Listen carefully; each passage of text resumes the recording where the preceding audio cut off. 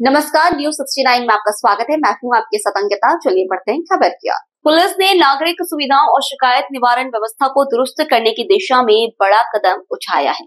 Police commissioner Harinarayan Chauri मिश्र ने QR scanner शिकायत system की शुरुआत की। अब शहरवासी ट्रैफिक समस्या, सड़क, पानी, सीवर, अवैध गतिविधि अन्य किसी स्थानीय समस्या की शिकायत सिर्फ स्कैनर के जरिए दर्ज करा सकेंगे।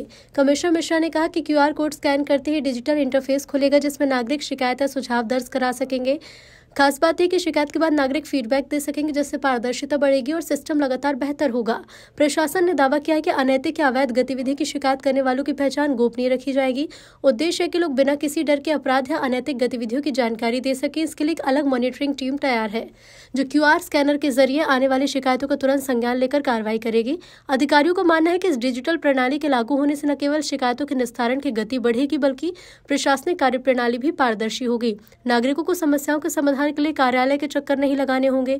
मिश्रा ने कहा कि QR स्कैनर सिस्टम का उद्देश्य कि हर नागरिक बात सरल, सुरक्षित और त्वरित तरीके से प्रशासन तक पहुंचा सके। शिकायतकर्ता की पहचान गोपनीय रहेगी और हर शिकायत पर तुरंत एक्शन होगा। हम जानते हैं कि तकनीक का समय हमारे जीवन के हर पक्ष में है।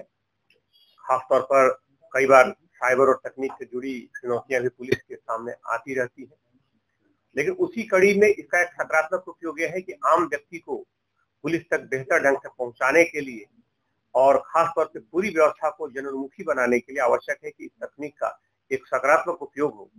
और इस कड़ी में आज समान तौर पर QR कोड के माध्यम से आज एक नई शुरुआत हो रही है, जिसमें यह QR कोड हर जगह उपलब्ध होगा। यानी कि यहाँ पर कमिश्नरेट ऑफिस में, सभी DCP ऑफिस में, सभी SCP, सभी जगहों पर उपलब्ध होगा।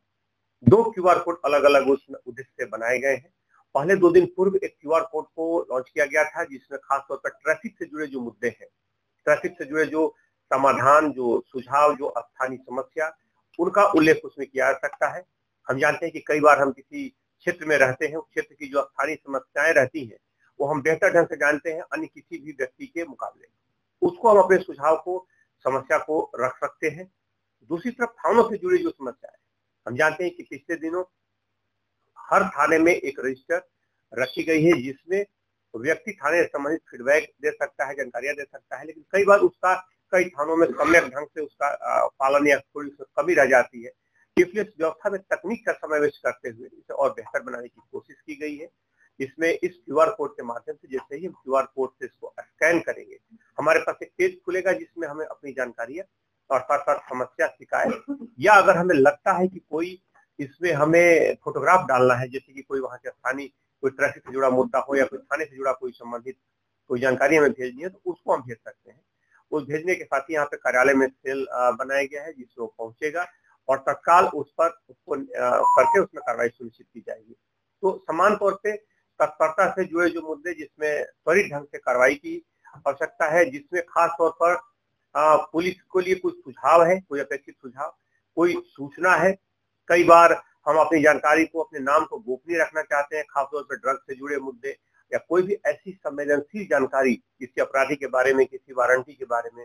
और कई बार हम किसी मुद्दे को चाहते हैं कि हमारी पहचान उजागर न हो, ऐसे मामलों में भेज सकते हैं।